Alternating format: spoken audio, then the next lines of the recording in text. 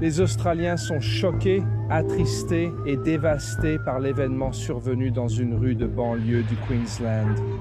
Je le confirme, Hannah Clarke, 31 ans de Camp Hill, et ses enfants Alia, Liana et Trey Baxter sont décédés.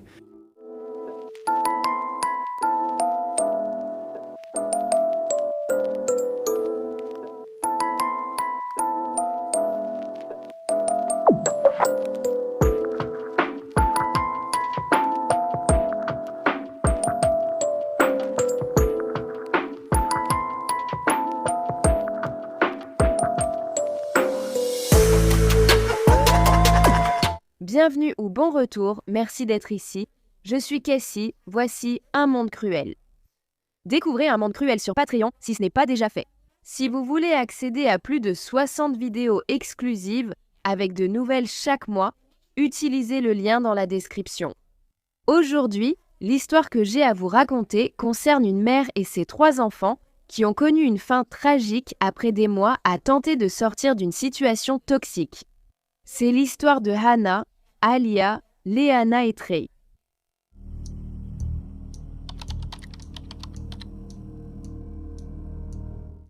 Hannah Clarke est née le 19 septembre 1988 à Brisbane, Australie. Connue pour son côté sportif, elle a travaillé comme monitrice de trampoline après le lycée. Hannah était passionnée, résiliente et forte. On disait aussi qu'elle aimait s'amuser, qu'elle était joyeuse et pétillante et qu'elle se faisait facilement des amis. Hannah adorait participer à différentes activités physiques, en particulier le crossfit. À 19 ans, elle a rencontré Rowan Baxter, un Néo-Zélandais de 11 ans son aîné. Son fils était alors dans une classe enseignée par Hannah. Rowan, ancien joueur de rugby, avait été testé par les New Zealand Warriors. Et bien qu'il ait été payé 10 000 $ par an, il n'a jamais réellement joué dans un match. Il était également connu pour être très compétitif, confrontant et contrôlant. Il supportait mal qu'on lui dise non et mentait pour arriver à ses fins. Il était colérique et se posait toujours en victime. Rowan avait dit à Hannah au moment de leur rencontre qu'il vivait encore avec son ex pour le bien de leur fils. Cependant, ce n'était pas le cas. En réalité, il était toujours avec elle et la trompait avec Hannah. 4 mois après le début de leur relation, Rowan a mis fin à sa relation avec la mère de son fils après environ 6 mois ensemble. Hannah a appris sa grossesse et était très enthousiaste de vivre cette étape. Mais Rowan lui a dit qu'elle était trop jeune et qu'il n'était pas prêt, alors elle a mis fin à la grossesse. Peu après, le couple s'est installé ensemble dans une maison de ville. Rowan a demandé Hannah en mariage en 2011 et ils se sont mariés l'année suivante. Hannah et Rowan auraient également 3 enfants ensemble et après la naissance de leur première fille, Rowan arrêterait de payer la pension alimentaire pour son fils. Leur premier enfant, Alia Baxter, est né en avril 2013. Alia était une fille douce, intelligente, éloquente, bonne élève et passionnée de lecture. 2 ans plus tard, le 19 mars 2015, Leana est née. On disait qu'elle était une fillette joyeuse qui réconfortait toujours les gens tristes. Elle aimait aussi être le centre de l'attention et faire rire les gens. Puis en décembre 2016, Trey est né. On disait de lui que c'était un garçon très proche de sa mère, énergique et passionné de sport. Peu de temps avant la naissance de leur deuxième fille, en janvier 2015, Hannah et Rowan ont ouvert leur propre salle de sport qu'ils ont appelée Integrate Gym. Je suis Rowan. Et je suis Hannah. Vous débutez ? Les parents de Hannah avaient investi 18 000 $ dans cette aventure commerciale qui échoua finalement. Le couple a ouvert une deuxième salle de sport, fermée en 2019. À ce moment, on disait qu'il devait encore 5 000 $ à l'entreprise.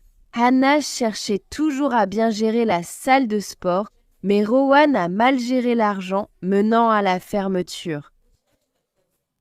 Après la naissance de Trey, Hannah travaillait à la salle de sport 5 jours par semaine, tandis que Rowan n'y allait que 3 jours.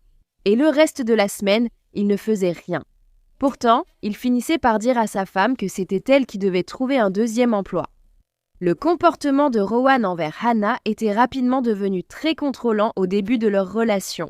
Hannah était partie en croisière sans lui, prévue avec des amis des mois avant leur rencontre. Elle avait hésité à y aller car Rowan s'y opposait, et lorsqu'elle y est allée, il l'a appelée et envoyé des messages obsessionnels tout le voyage. Rapidement, Rowan a aussi contrôlé d'autres aspects de la vie de Hannah, lui interdisant de porter du rose, des shorts ou des jupes courtes. Parfois, il disait même à sa femme, pourtant très sportive, qu'elle était un gros cochon et que coucher avec elle, c'était comme coucher avec un sot. Rowan et Hannah partageaient aussi un compte Facebook parce qu'ils ne lui faisaient pas confiance et voulaient toujours la surveiller. Bientôt, Rowan a commencé à dire à Hannah avec qui elle pouvait ou ne pouvait pas traîner et il a commencé à essayer de l'isoler de sa famille. Il réduisait le temps que Hannah et les enfants passaient chez ses parents. Quand Rowan était en colère contre Hannah, il lui interdisait, ainsi qu'aux enfants, d'assister à des événements sociaux ou familiaux. En fait, il disait même aux parents de Hannah qu'elle et les enfants ne pouvaient pas venir parce que, je cite, « Hannah s'était mal comportée ».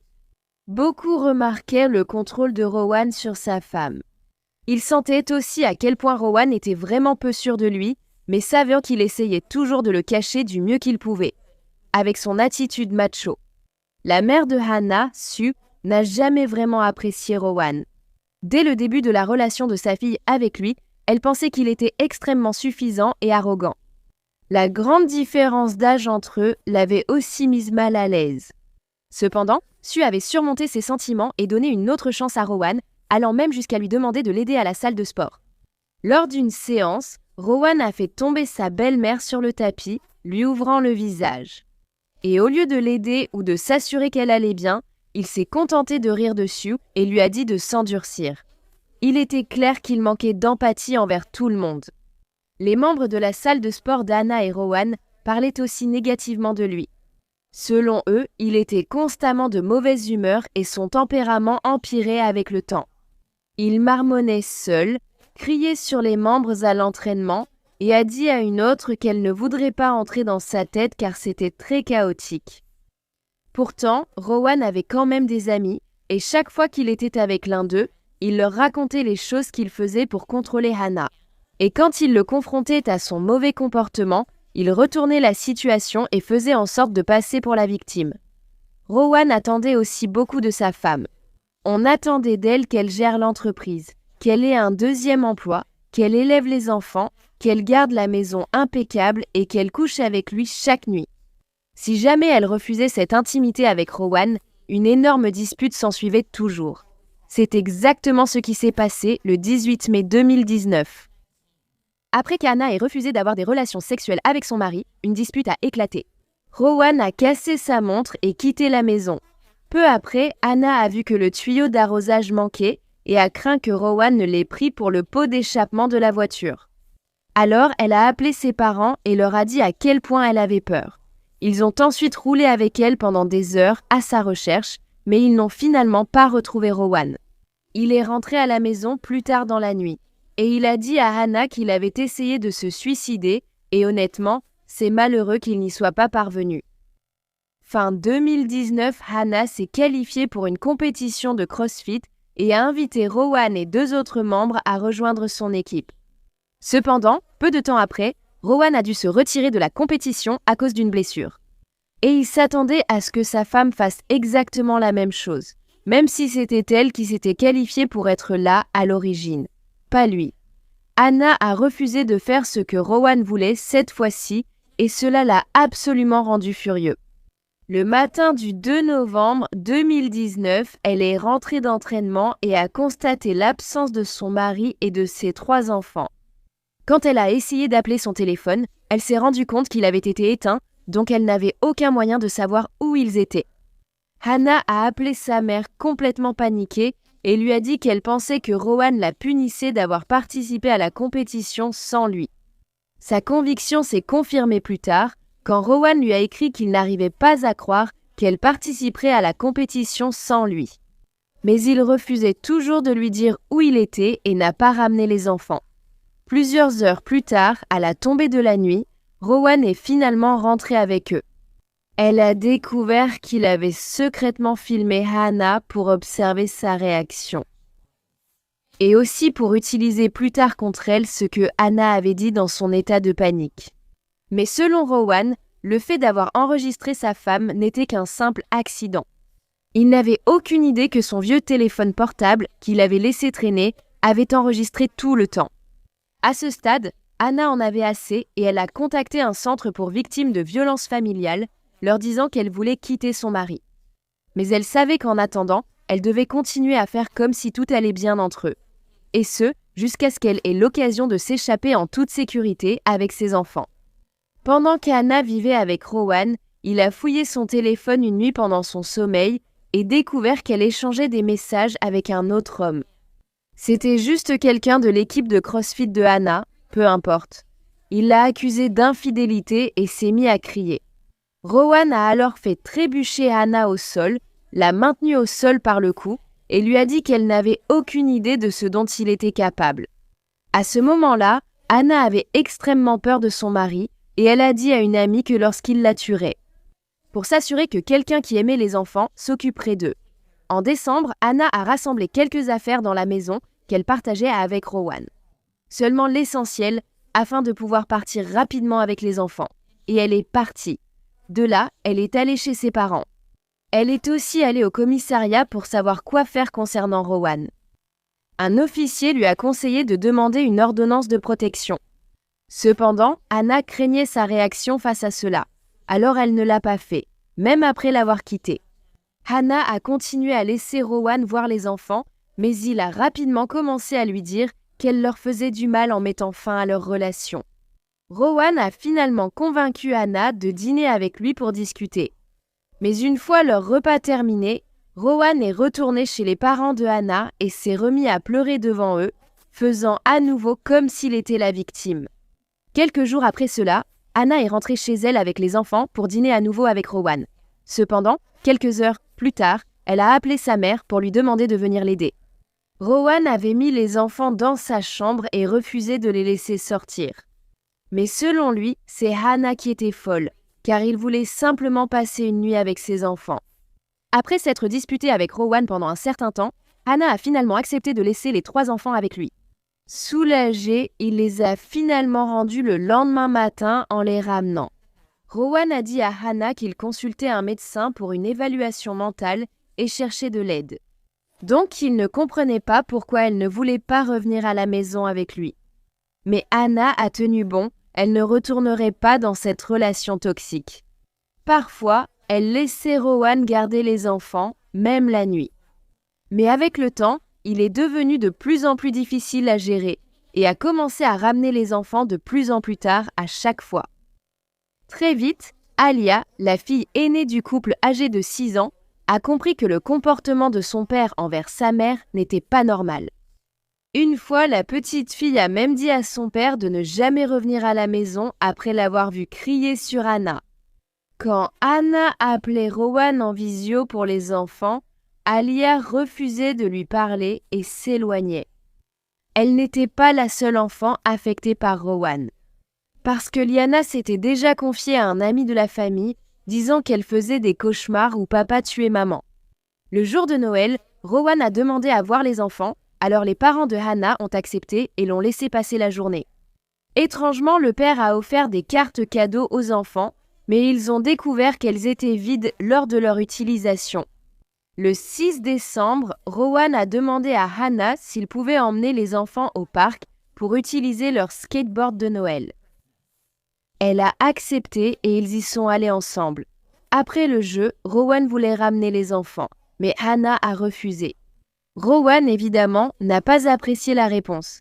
Il a alors saisi Liana et l'a jetée dans la voiture, sans ceinture ni siège auto. Mais il a commencé à partir en voiture et a crié à Hannah « Tu as causé tout ça, c'est entièrement de ta faute ». Heureusement, la mère a pu faire signe à un policier et lui expliquer ce qui s'était passé. Faute d'accord de garde légale, l'agent a expliqué à Hannah qu'ils étaient limités dans leurs actions.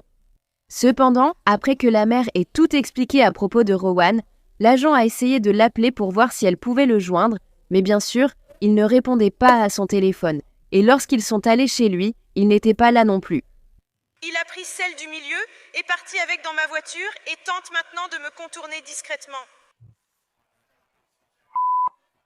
Je n'ai rien contre qu'il voie les enfants, mais je pense qu'il ne va pas bien. Il va bien un instant, puis plus du tout. Le lendemain, Rowan montra en visio à Hannah que Liana allait bien. Mais aussi, pendant cette conversation, il s'est emporté au sujet d'un homme avec qui il pensait que sa femme avait une liaison. Il lui a dit qu'il ne ramènerait pas leur fille tant qu'elle ne mettrait pas fin à cette relation. Le 8 décembre, Hannah avait demandé une ordonnance de protection contre Rowan. Le lendemain, le père a rendu Liana à Hannah. À ce moment, il a reçu l'ordonnance de protection lui interdisant de s'approcher à moins de 100 mètres de Hannah ou des enfants. Rowan, bouleversé par la nouvelle, s'est mis à pleurer hystériquement en affirmant son innocence. Il a affirmé que sa fille voulait être avec lui, puis il a refusé de la laisser partir. Heureusement, les agents ont fini par la lui prendre et ont rendu la petite à Hannah. Après cela, le 3 janvier 2020, un plan parental a été mis en place par le tribunal. Les enfants vivront à plein temps avec leur mère et verront Rowan un week-end et un jeudi-vendredi sur 2 chaque mois. Cet échange devait avoir lieu chez les parents de Hannah et Rowan devait également verser 160 $ par mois de pension alimentaire pour enfants. D'autres conditions étaient aussi en place. Rowan ne devait contacter Hannah que par FaceTime ou message. Il ne devait ni blesser Hannah ni exposer les enfants à la violence domestique. Mais même après cela, Rowan a refusé de suivre l'ordonnance du tribunal. Il continuait à ramener les enfants plus tard que prévu et se présentait chez les parents de Hannah les jours où il n'était pas autorisé à être là. Bientôt, les 3 enfants se sont mis à pleurer chaque fois qu'ils savaient qu'ils devaient aller voir leur père.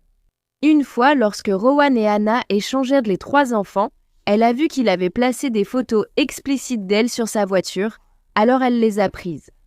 Alors qu'elle partait, Rowan l'a saisie par le poignet, lui causant une entorse, puis lui a fendu la lèvre. La police a été appelée après cet incident, mais selon Rowan, il n'avait rien fait de mal. C'est elle qui prenait sa propriété. À la même période, Rowan a perdu son emploi de coach sportif. Hannah et ses amis, membres de la salle de sport où il travaillait, évitaient de sa présence vu la situation. Elles ont donc raconté au propriétaire de la salle de sport ce qui s'était passé entre Rowan et Hannah et ont menacé d'annuler leurs abonnements s'ils n'étaient pas licenciés. Cela signifiait que Rowan n'avait plus aucun revenu et il n'a pas fallu longtemps avant qu'il ne perde aussi son logement. Il a dit à ses amis qu'il était en train de tout perdre. Le matin du 19 février 20, Hannah a accompagné les enfants jusqu'à la voiture et les a installés pour les déposer à l'école. Alors qu'elle contournait la voiture pour prendre le volant, Rowan a bondi côté passager, lui a ordonné de conduire, un bidon d'essence à la main. Hannah était terrifiée et elle a commencé à conduire. Elle ne savait pas quoi faire d'autre. Elle a aperçu un voisin nommé Michael qui était dehors en train d'arroser son jardin. Alors elle a arrêté la voiture et a commencé à crier pour qu'il appelle la police. Elle a aussi dit « Il essaie de me tuer, il m'a versé de l'essence dessus ». Hannah essayait de sortir de la voiture, mais Rowan ne la laissait pas faire. Puis soudain, le véhicule a pris feu. Rowan avait jeté un briquet sur eux deux dès que Hannah avait commencé à crier à l'aide. D'une manière ou d'une autre, Hannah, en feu, a réussi à sortir de la voiture. Michael a couru et l'a aspergé d'eau avec un tuyau. Tout son corps était englouti par les flammes. La voiture était si prise par les flammes que Michael ignorait la présence de 3 enfants sur la banquette arrière. Une ambulancière en dehors de son service passait également par là à ce moment-là et elle s'est arrêtée pour aider à éteindre le feu. Hannah lui a alors dit « Mes bébés sont dans la voiture, pourquoi je ne suis pas restée avec eux ?» Ayant compris la présence d'enfants dans le véhicule, Michael a tenté de les évacuer. Mais malheureusement, il n'y avait rien à faire pour Alia, Liana et Trey. Rowan était alors encore en vie et s'était roulé hors de la voiture pour tomber au sol. Mais un témoin l'a alors vu se précipiter sur le siège passager et attraper quelque chose. Au début, ils ignoraient ce que c'était, mais ont découvert plus tard que c'était un couteau. Rowan a pris la lame et s'est poignardé dans le ventre avec, puis il est tombé au sol. À l'arrivée de la police, Hannah était grièvement brûlée, mais toujours vivante. Cependant, elle avait des brûlures sur plus de 7% de son corps et décéda quelques heures plus tard, à 17h40. Avant de mourir, Hannah a pu dire au personnel que Rowan l'avait incendié. Et elle espérait qu'il survivrait et passerait le reste de sa vie à pourrir en prison. Malheureusement, cela n'allait pas arriver, car la blessure au couteau que Rowan s'était infligée à l'estomac finirait aussi par lui coûter la vie. Lorsque la police a commencé à enquêter sur ce qui s'était passé, elle a trouvé des images de vidéosurveillance montrant Rowan se rendant dans une station-service la veille et remplissant un bidon d'essence. Ils ont également découvert qu'il avait acheté des colliers de serrage, des produits de nettoyage et 3 œufs en chocolat Kinder. Une lettre a été retrouvée sur le téléphone de Rowan, écrite peu avant qu'il ne tue sa famille, selon elle. « Hannah, je finis ta partie, je ne veux plus jouer. Ce n'était pas mon intention. On ne peut pas jouer ainsi avec la vie de quelqu'un et attendre qu'il l'accepte. Je te le dis, Hannah, c'est fini. Tu sais comme il est dur de se coucher chaque nuit sans tes enfants? J'aurais voulu que tu essaies. J'ai dit aux enfants que tu les aimais et qu'ils allaient te manquer. Je suis sûre que tu as détruit ma vie et que je ne peux pas passer à autre chose. J'espère que tout cela en valait la peine pour toi et ta famille. Maintenant que tu n'as apparemment plus personne pour contrôler ta vie, tu es une fille forte, tu t'en sortiras. » Cette note a été créée le 7 janvier et modifiée pour la dernière fois le 6 février, 13 jours avant l'incendie fatal. Avec ces preuves, les autorités pensant que Rowan voulait enlever Hannah, lui lire la note puis la tuer. Il donnerait alors aux 3 enfants le chocolat acheté et ils vivraient heureux ensemble. Mais lorsque Hannah a soudainement arrêté la voiture et impliqué un passant innocent, Rowan a pris la décision soudaine de tous les tuer. Après la mort de Hannah, Alia, Leanna et Trey, une enquête a été menée pour déterminer si l'on aurait pu faire davantage pour l'empêcher. Mais au final, il a été déterminé qu'il était peu probable que toute action supplémentaire de la part des policiers, des prestataires de services, de la famille ou des amis aurait pu empêcher Rowan de faire ce qu'il a fait. Le 20 mars, des funérailles communes ont eu lieu pour Hannah, Alia, Leanna et Trey. Durant cette période, le jeune frère de Hannah, Nat, a déclaré « Nous étions amis, pas seulement frères et sœurs. »« Tu es tellement incroyable, Anne, ce n'est pas étonnant que tes enfants étaient pareils, » a-t-il continué. À Alia, tu étais tout ce qu'une grande sœur devrait être, courageuse, forte et assez autoritaire. Leanna, tu étais la chipie, la petite du milieu, il y avait tellement de Hannah en toi. Tu étais belle, douce, attentionnée et très imaginative, la plus gentille des enfants et une magnifique sirène. Trey était le petit homme et la plus belle surprise de sa mère. La famille de Hannah a aussi fondé Petit Pas pour Hannah en son honneur. L'objectif de l'association est de réduire la fréquence et la gravité des violences familiales et domestiques en Australie.